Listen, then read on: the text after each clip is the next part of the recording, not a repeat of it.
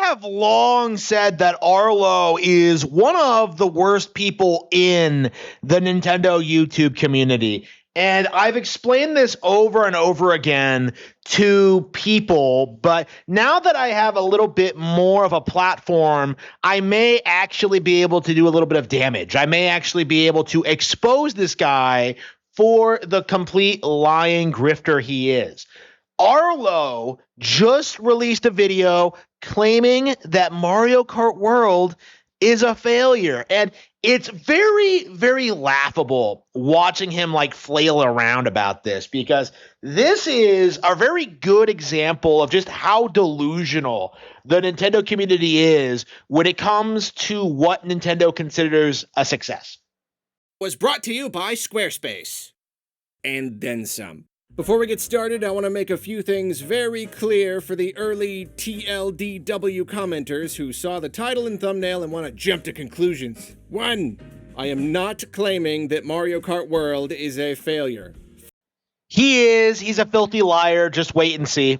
Far, far, far from it. At the time of this recording, it has already reached the upper echelons of video game sales and will most likely make the best-selling games of all time list sometime in the next, couple years. 2. I do not believe Mario Kart World is a bad game. Also, far from it. Go watch my review for my full thoughts, but I think in many ways it's phenomenal. The gameplay is twice as fun as Mario Kart has ever been in my eyes. I think it's so polished and the new mechanics are so much fun that going back to the older games is gonna feel like going back to plain scrambled eggs after having an omelet. Like, scrambled eggs are great, but come on. And even if the open world has problems, it's still a great achievement from a design perspective, and it's a lot of fun to cruise around in. At its core, Mario Kart World is an awesome game, and the biggest evolution of the series since the jump to 3D.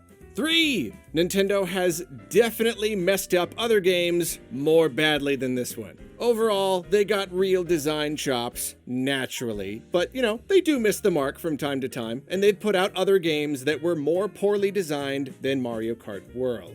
Like, for instance, whichever game would make you most mad for me to say. Yeah, he doesn't want to name anything because that would kind of expose him as a opportunistic grifter. Again, when Arlo gives another example later on in the video, what he considers to be another Nintendo fumble, you're going to have to laugh because it is downright ridiculous what he tries to do. But what I want to convey in this here internet video is that I believe, considering the Mario Kart pedigree, considering Nintendo's own skill, considering the monumental importance of this title, I think one could make the case that they have never screwed up this badly. They have never fumbled the execution of a game this hard. He's saying this about Mario Kart World, a game that sold 15 million units and is considered one of the best games on the platform. It is right now, and probably always will be, the best-selling game on Nintendo Switch 2. And Arlo, for whatever reason, wants to try and gaslight you into thinking Nintendo fumbled this, that it's not very good, that it alienated its players. And what you're going to see when he actually explains his reasoning is that he is simply taking nitpicks from the community and acting as if they're huge, overblown issues. And that really is something I want you to think about when seeing him talk about this, because what he's saying doesn't make a whole lot of sense. I know that's kind of an extreme claim, but bear with me.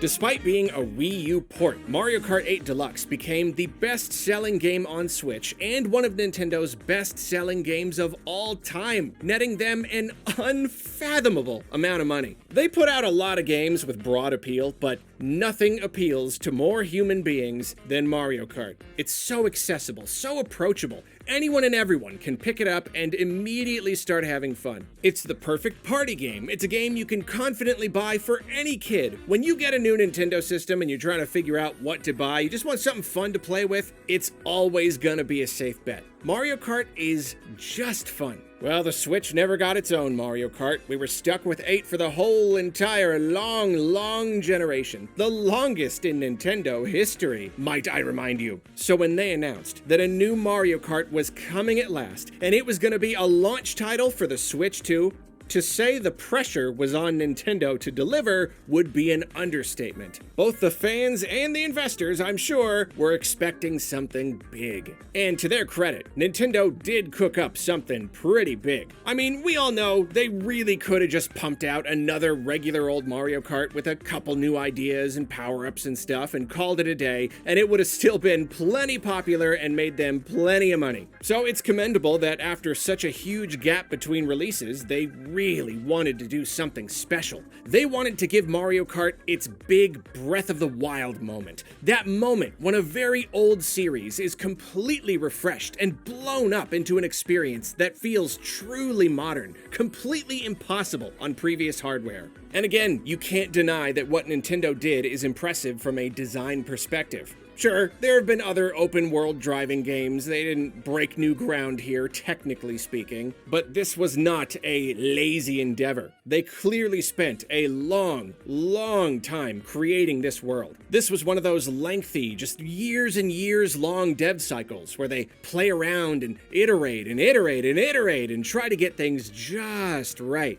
But despite their lofty expectations for the very first open-world Mario Kart, I think that open world is at the crux of the issue. It's kind of amazing seeing people complain about this, because if you actually look at the menus of Mario Kart World, you can clearly see the racing is the priority. You can drive around the open world, you can do the challenges, but it's very much a side thing. It's just something that you can do to just kind of chill and kind of relax and kind of explore and have fun, and it is a lot of fun. If you have spent any amount of time with the open world, as I have, you know that there is quite a lot to find and discover in the open world. However, a lot of critics, a lot of older fans, they went into this game thinking it being open world meant it was going to be structured like Grand Theft Auto or The Witcher 3, or be this like weird open world thing with this serious story and like, you know, the primary mode of the game. And that simply isn't true. And this is the problem that these people can't wrap their heads around, is that Mario Kart World is and always has been entirely focused on the racing. And as a result of that, the complaints about the open world not being fleshed enough, or there not being enough to do in it, or it like not being compelling enough to be worth the purchase, like people are legit making apples to oranges comparisons with these statements, because Mario Kart World is not an open world game like Grand Theft Auto. It is a racing game. And this is the first way I feel Nintendo fumbled the game. They seem to have wildly misjudged the appeal this world would offer players. Or maybe more accurately, they misjudged what an open world needs in order to be appealing. So to put it very simply, what Arlo is complaining about is that the open world of Mario Kart World is not like the main appeal of the game, that it was a side mode, that there was nothing to do with it, and that simply isn't true. Like, the simple fact of the matter is Mario Kart World works exceptionally well. There's nothing else like it. It's so far beyond other racing games that it's not even funny, and people like Arlo just can't bring themselves to face it. Other games often eschew more traditional progression systems like RPG mechanics or achievement lists and whatnot in favor of systems that naturally inspire intrinsic motivation. They want your desire to engage with their game to be emergent, not based as much on external or extrinsic rewards. And they do very often succeed. Breath of the Wild is probably the very best example of that, of encouraging engagement without dangling cookies in front of the player. I think that's what they were going for with Mario Kart World. And I also think that they did not really consider how much of a gamble they were taking in doing this. This world just doesn't have a lot going on. Spoken like someone who's never actually played it. Unless you do an extensive amount of challenges in Mario Kart World, you cannot possibly grasp how much variety and interesting things there are to find in the open world. And this is something I've been hearing for a long time, like the idea that there's nothing to do, that there's nothing to find, that nothing has a purpose to it. And all of that is just not true. Like, the simple fact of the matter is the challenges in the open world of Mario Kart World are a lot of fun. They're interesting, and they really exemplify the mechanics in a lot of interesting ways that you would not find in the traditional racing mode. Collectibles, but they don't really do anything. There are no significant rewards for grabbing them, and at first you couldn't even track which ones you'd gotten. It seems that Nintendo was so insistent on the journey mattering more than the destination that we couldn't even get a list for our pickups. And I've talked about this loads of times. Basically, I get that plenty of people are totally cool with this kind of thing. You can collect this stuff if you want, but it's not required, and the fun is its own reward.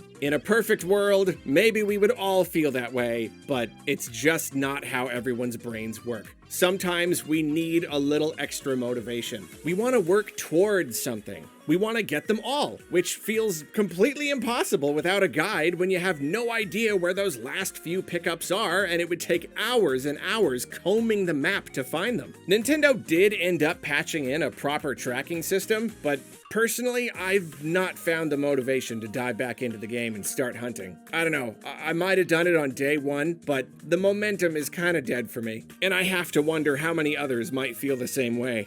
But that's small potatoes. The lack of collectible tracking wasn't the biggest problem. The real problem was, and is, that these P-switches and coins and panels are basically it.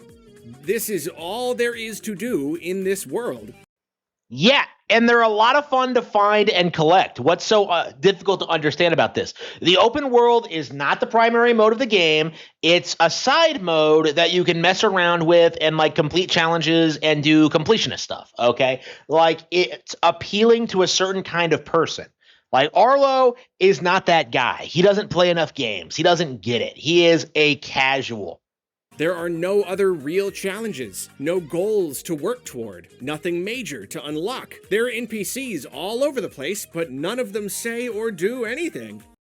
Like I said, like, the primary complaint that people have with Mario Kart's open world is that it's not exactly like Grand Theft Auto. You know, people are mad that you can't get out of the cart. People are mad that you can't beat people up. People are mad about, like, you know, at Mario Kart World being Mario Kart World, okay? They just refuse to understand that this is a different, superior kind of open world game. It seems that Nintendo really did expect things to be like they were in the marketing material. They thought friends would want to just drive around and chat with each other. They would create their own stories.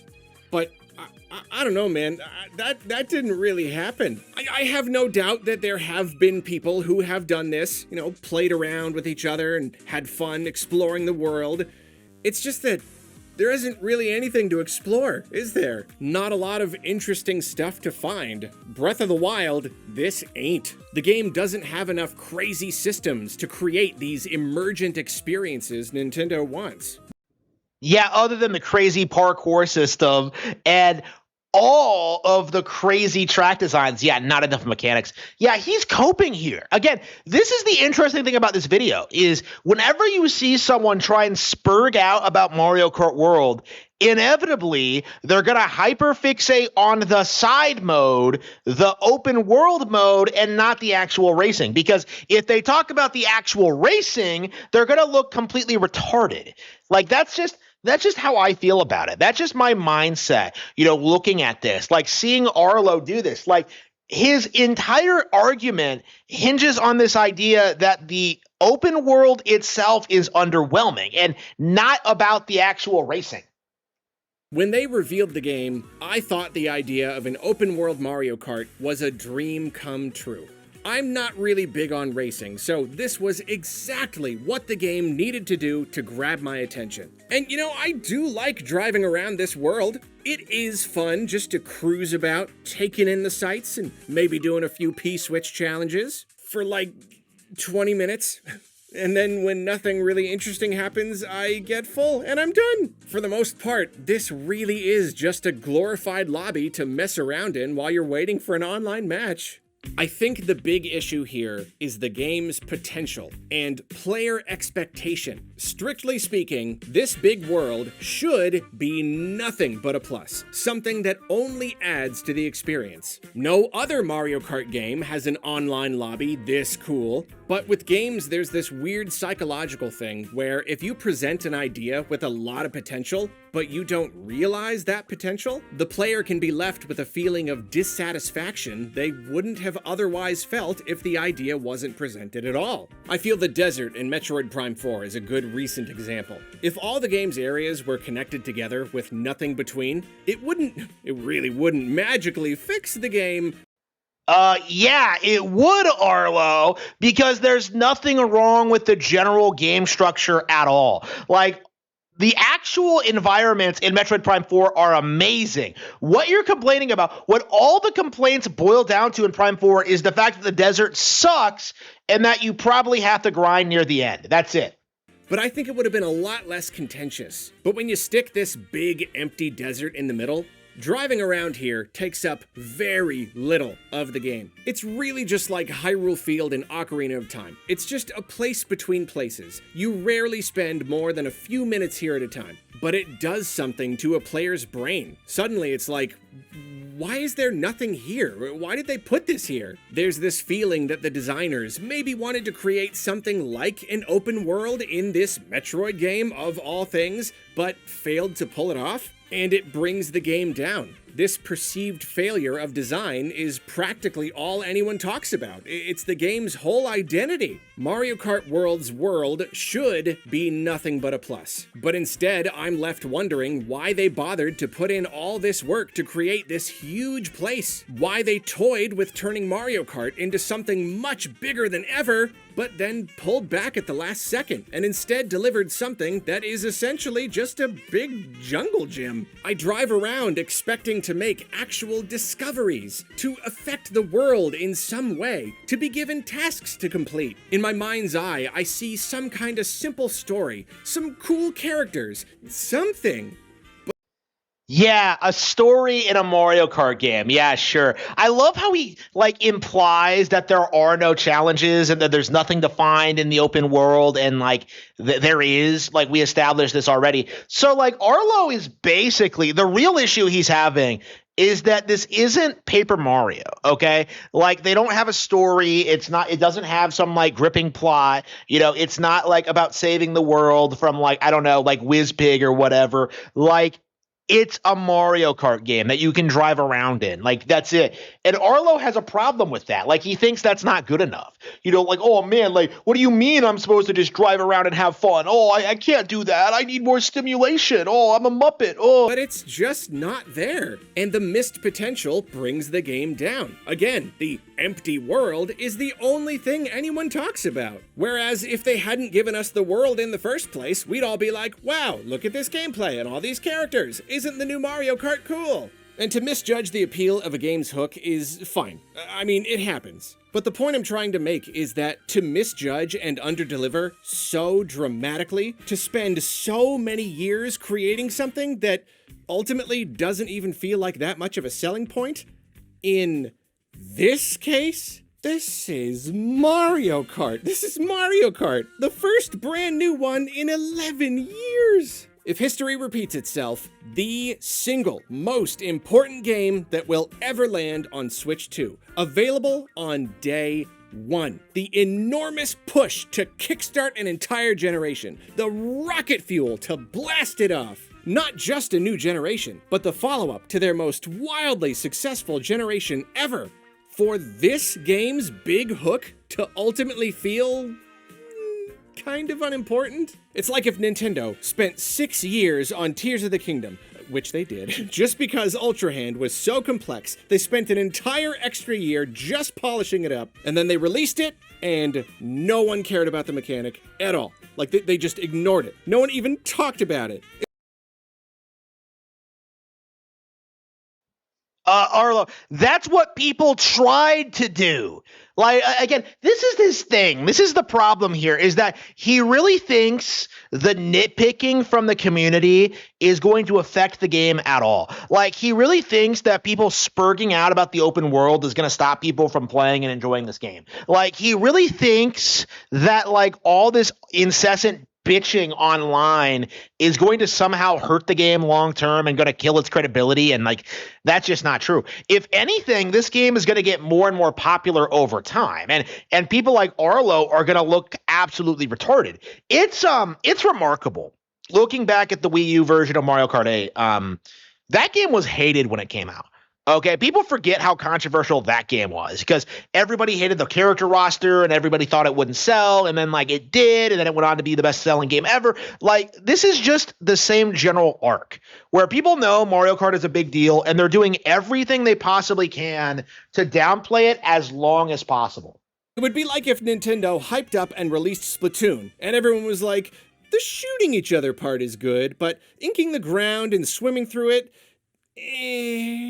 A Twitter poll is not an incredibly strong source of data, I'll admit, but I did a series of polls just to get a basic vibe check among my followers. And at least among these fine folks right here, the overwhelming majority bought the game either because it's Mario Kart or because it was bundled. And only a tiny percentage felt that the open world was a big deal. It's a big if, a towering if. But if these polls reflect the general consensus whatsoever, then Nintendo spent years and years trying to create a Mario Kart with a wild left-field next-gen hook and just kinda didn't pull it off. You know what this reminds me of? Like, it reminds me of when Wind Waker came out, and the giant cope among game journos in the community was this idea that there was nothing to do in the open world. The sea was empty and that there was nothing to find out there. Obviously not true, because Wind Waker would go on to be a beloved classic because of the sea and because of the sailing and because of that nature, you know, just how satisfying it was to get from island to island. This reminds me of that. Like, it reminds me of a group of people grasping at straws, trying to find something to complain about the hot new Nintendo game. Like, that's it. Like, it doesn't have any basis in reality. It doesn't mean anything. This isn't going to be something that anybody cares about 20 years from now. Now, I'll admit, maybe I'm assuming too much here. Maybe giving Mario Kart its big Breath of the Wild moment was never their intention. Maybe they did exactly what they set out to do. Maybe they never wanted more than this, a glorified lobby for friends to mess around in between matches. But again, player expectation matters. Realizing potential matters. And in this current landscape, internet discourse isn't everything, but it sure is something. And here, still very early in the generation, the entire conversation surrounding Mario Kart World is messy. There's this pervasive feeling that the game just didn't quite land the way it should have. The Switch 2 is still selling well, but I think such a misfire on day one, especially when combined with all these other controversies, has set things on a weird track. No pun intended. This big new Mario Kart should have been nothing but cause for celebration. One of those pivotal moments in the history of Nintendo's new system. But instead, pretty much all you see is complaints. And it's not just that the open world feels too empty. The vast majority of players seem to hate being forced onto all these intermission tracks, as they're called, when racing online. First of all, no, nobody does that. And second of all, nitpicks online, okay? What you're seeing when you see people like spurging out about the intermission tracks is that people are just desperate to find a reason to hate Mario Kart. They're finding something to latch onto, and they're just spurging out about something that really at its core does not matter. Nintendo, on the other hand, seemed to be particularly proud of this feature. I think they felt it was kind of the whole point of this new game. Again, they've dramatically misjudged the game's appeal, and it's been this long and bloody battle with players trying to figure out how to get 3 regular old laps on a regular old track, and Nintendo not wanting to give it to them. The company has conceded somewhat and increased the likelihood of regular races, But let me just ask a question. Why are they fighting with their players again? Why is this happening at all? This is ridiculous. They are literally trying to force an experience that the vast majority of players do not want. Which leads us to the second way I feel Nintendo has really fumbled Mario Kart World, and it's very much related to the first way. Once again, it's about expectation and potential, and I want to briefly highlight another game with a similar story. Oh boy, here we go. Let's go. Let's listen to Arlo give the most insane hot take I think I've ever heard in my life. Now, this isn't like unusual for Arlo to say. You know, I've seen a bunch of other YouTubers make this quote before, but like when you see what he's going to compare this game to, you're just going to blow your lid. It's going to blow your mind when he tries to say Nintendo fumbled this game as well.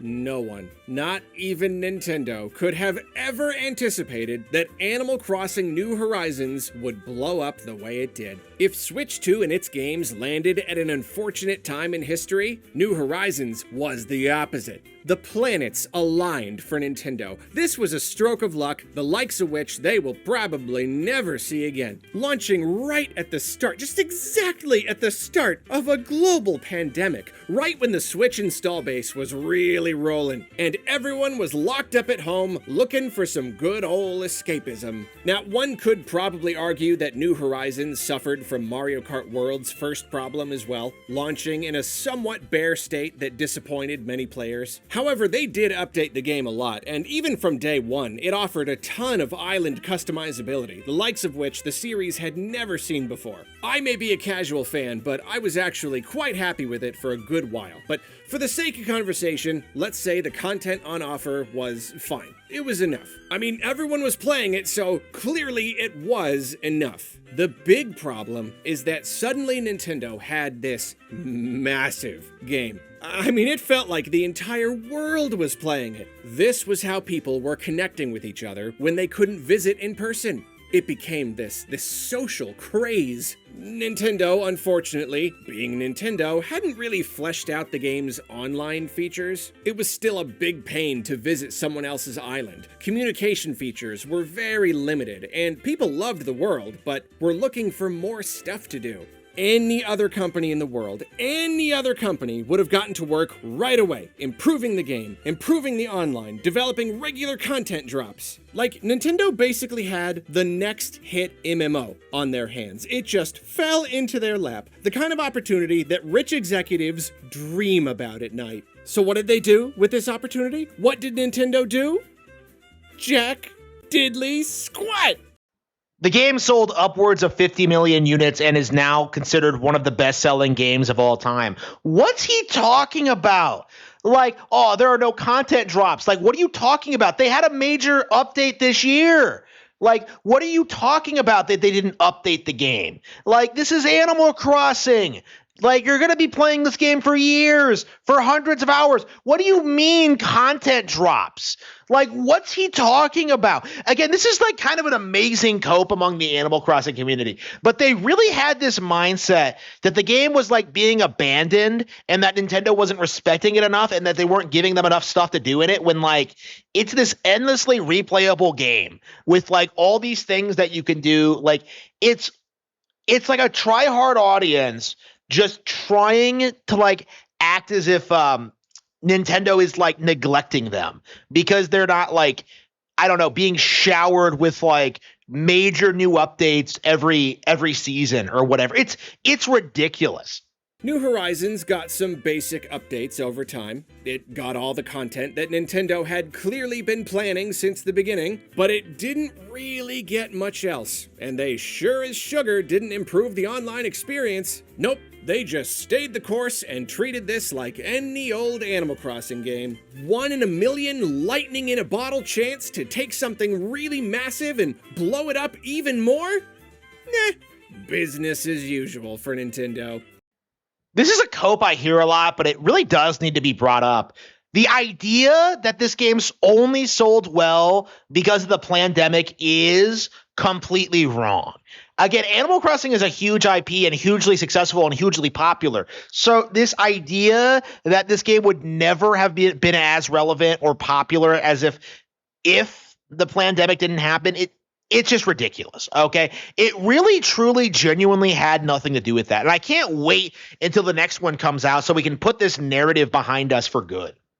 Clock out, cash the check, and call it a day. And I can imagine the CEOs of the other big companies were watching the Animal Crossing situation and just slobbering, just punching their couch cushions and screaming their heads off as Nintendo just let this opportunity pass them by. These guys would have hired a dedicated team just to work on nothing but Animal Crossing for the foreseeable future. They would have fast-tracked development on the next content drops and season passes. They would have given the game all the online trimmings. And of course, they would have stuffed it to the gills with cosmetic microtransactions. I love how he's lamenting the fact that Animal Crossing New Horizons didn't become Fortnite, which, by the way, is bleeding a ton of money now that the player base is drying up. But, like, Arlo is legit bitching that Nintendo didn't milk this game for all it's worth. Like, he is unironically advocating for the idea that Nintendo should have charged microtransactions for this game, which, of course, is retarded and would be laughed at if it was anybody else saying this about any other company. But because it's Arlo talking about Nintendo, people think it's like, coming from an actual fan or someone who has the best interest of the company at heart. And the reality is that's not true. Like, it's a good thing that Nintendo doesn't milk the audience. It's a good thing they don't rely on battle passes. It's a good thing they don't just pointlessly just do content drops that aren't going to maintain a player base long term. Like, again, all you have to do if you want more Animal Crossing is just wait for the new one to come out. Now, I actually appreciate that Nintendo is a little old-fashioned. One reason they're doing so well is precisely because they're not constantly chasing that elusive live service dream. It's incredible that in this day and age, in this climate, they are still willing to just make a game, sell it for a price, and move on to something else. The fact that they didn't turn New Horizons into the next hit MMO, this investor's dream come true, is a testament to their values. But, couldn't they have considered a happy medium here? The players were begging for more. This game was so close to being something so huge, something that could have grown and thrived with an active, happy community all the way until the next game, or maybe forever if Nintendo wanted. They could have just kept updating this one with new content. First of all, Arlo, it's Animal Crossing. People are going to be playing it until the next one comes out, regardless. The entire argument doesn't make any sense for that reason alone. But, second of all, and I think this is the way more critical point, Animal Crossing New Horizons has received a major update this year on Nintendo Switch 2. I know gaming YouTubers like yourself brush this under the rug, but this game has had a massive resurgency of relevancy with the Nintendo Switch 2 edition launching this year. Okay, this game has had a major content drop this year and is still getting updated and still getting played today. And Arlo's just sitting there just being like, oh, why did Nintendo forsake us? Oh, no, how could they not give us any new content in our Animal Crossing game? This is completely delusional and wrong. I mean, it's laudable that Nintendo was satisfied with the very large sum of money that they made from New Horizons, that they didn't need to chase more. But when you're leaving money on the table and the fans are left hungry, as a business, you've kind of messed something up here. New Horizons was a massive craze. It was poised to overtake even Mario Kart 8 Deluxe in sales. For a minute there, it looked like it might become one of the biggest things in the world of gaming. But when Nintendo failed to capitalize on that early success, things slowed down. The game had legs. It still sold really well over time. Very, very good attach rate with new Switch purchases. Arlo, it's the second highest selling game on the console. It's one of the highest selling games ever made. It's the highest selling original title on Nintendo Switch. Like, this coping he's doing is like, oh yeah, it did. It sold reasonably well over time. Like, you're kind of understating it, you muppet. Like, what are you talking about? But the conversation largely dried up. Millions and millions of people had their fun and then got done with the game and moved on. Whoa, Arlo, you mean like every single game ever? This is not a thing unique to Animal Crossing or Mario Kart. It happens all the time. What is with these people doing this thing where like, yeah, sure, I put 200 hours into Tears of the Kingdom, but I stopped playing it. So I guess it wasn't worth my time. Like, what are you talking about? That doesn't make any sense. It's just a gigantic cope. Like, you're done with the game and now you're ready to move on to the next game.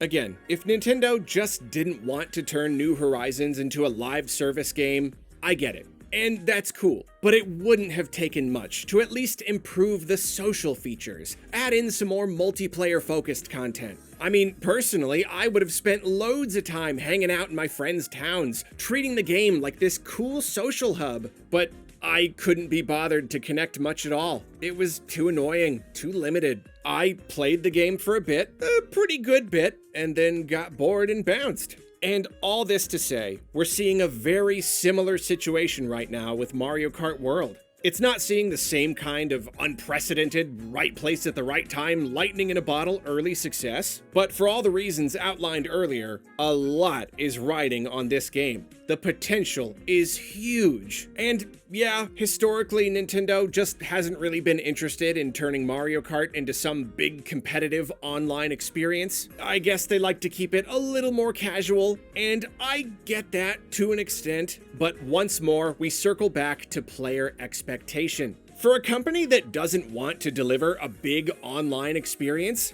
Nintendo sure is acting like one that does. What is game chat for if not playing with your friends? What is this big open world for if not creating experiences to share with those friends? Why are you presenting the new Mario Kart as this big modern new experience and still failing to deliver on that promise? I mean, it practically goes without saying, but on top of the empty world, online features are still sorely lacking. We still have barely any options. We still don't have any kind of real progression system like, you know, every other online game ever?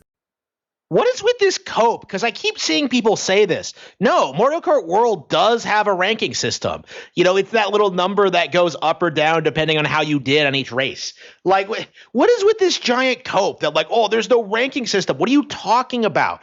Your ranking system is assigned to you by that ranking number. You know, like, I don't understand the cope. I don't understand, like, what he's saying here. It doesn't make any sense.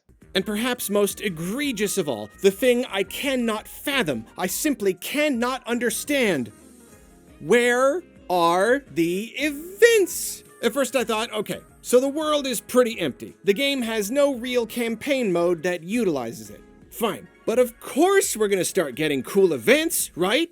Like Splatoon? These big team tournaments to recharge the whole conversation and get people hopping back into the game over and over again? Or how about events and things you gotta find in the world itself? Keep the world changing, drop in all these little mysteries, sprinkle in challenges. For 1 week only, we've got players racing from this track to this track, trying to beat each other's times, rank high enough and earn a medal for your profile. This weekend, there's a golden Goomba hidden somewhere in the world. Go find it to unlock a skin or something. Throughout the whole month of May, there are red coins hidden all over the place. Grab 100 and get an achievement. Just something. But at the time of this recording, somehow, Nintendo has done none of this. It's been nearly a year since the game launched. Nearly a year. And all we've gotten is a tiny handful of little nothing events no one even talked about. Little region-locked things that have come and gone with zero fanfare. Even stepping away from the event argument for just a moment, we haven't even gotten new characters and battle modes and stuff.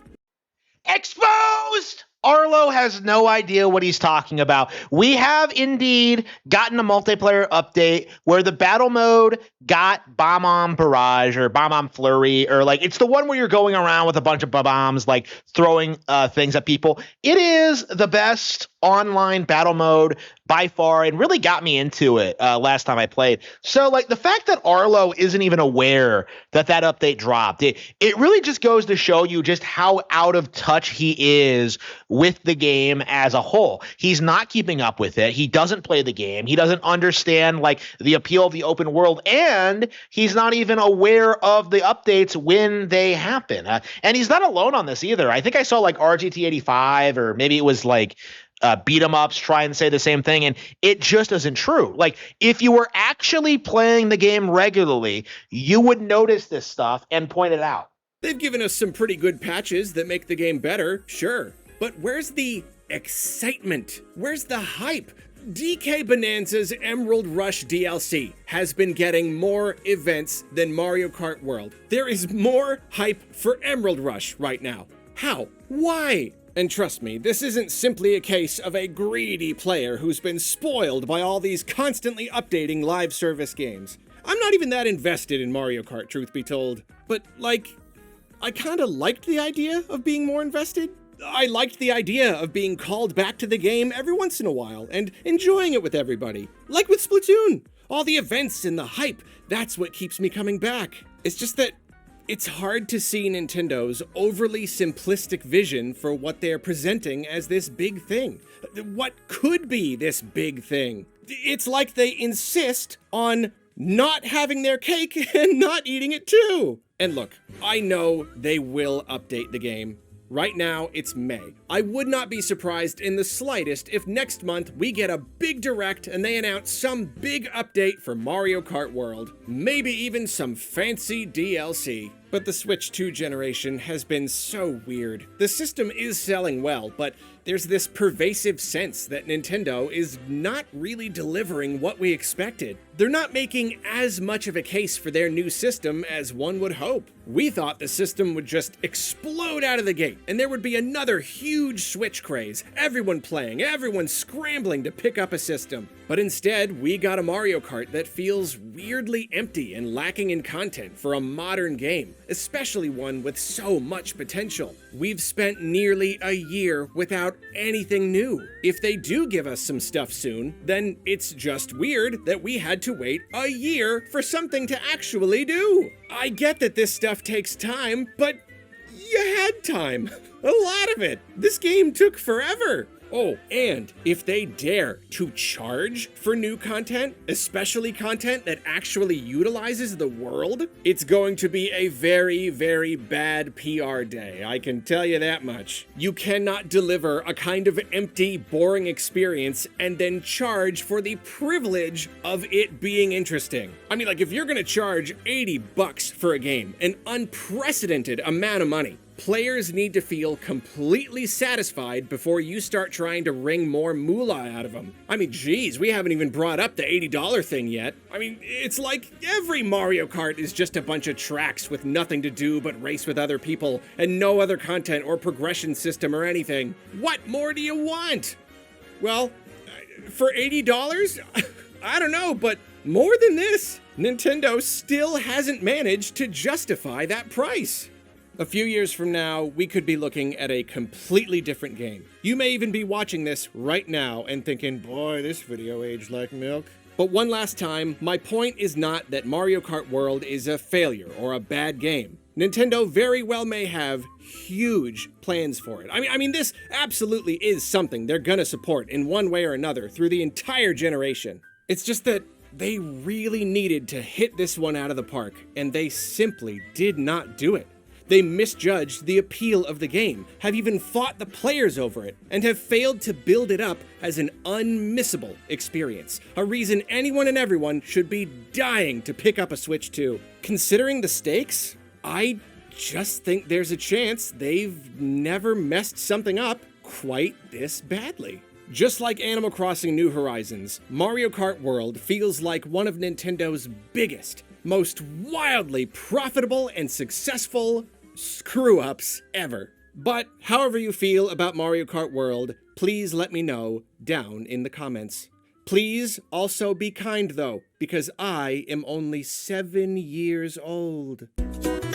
So yeah, Arlo's coping in a big way for this video. He keeps insisting that like, oh, I'm not saying the game failed, and yet like, he's calling it the biggest fumble Nintendo's ever made. Okay, like it's just at its core a gigantic cope, essentially.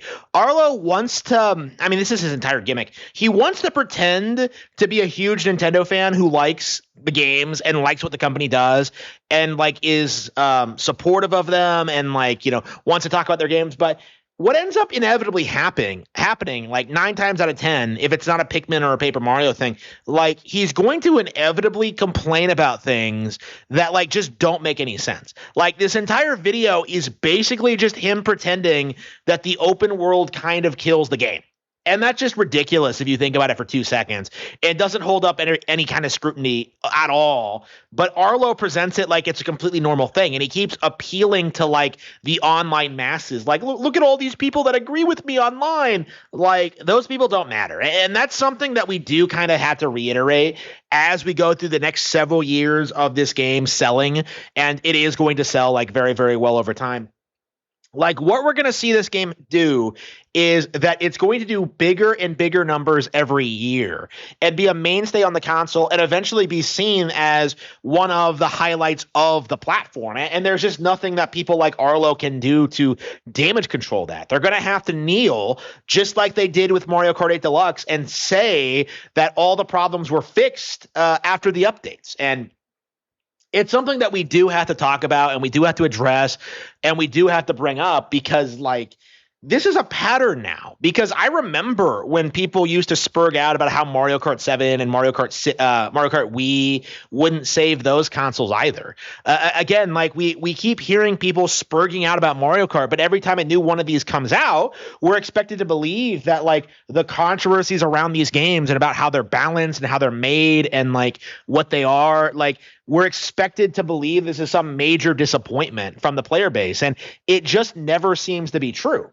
And this is going to be, like, I think, the embarrassing thing about the Mario Kart World coverage is that these guys spent so much time trying to gaslight you into thinking that Mario Kart World was a mistake and that it wasn't working out and that it was failing, when in reality it's very, very good and that we very, very much should like acknowledge that it's doing very, very well. But instead, we're doing this whole song and dance where everyone's pretending this is hugely controversial and it has all these problems, and it simply is not true. This is one of the best-selling games on Switch 2 now, and it will someday be one of the best-selling games ever made. I'm Harman Smith. Be sure to subscribe, like, and comment on this video. Thank you.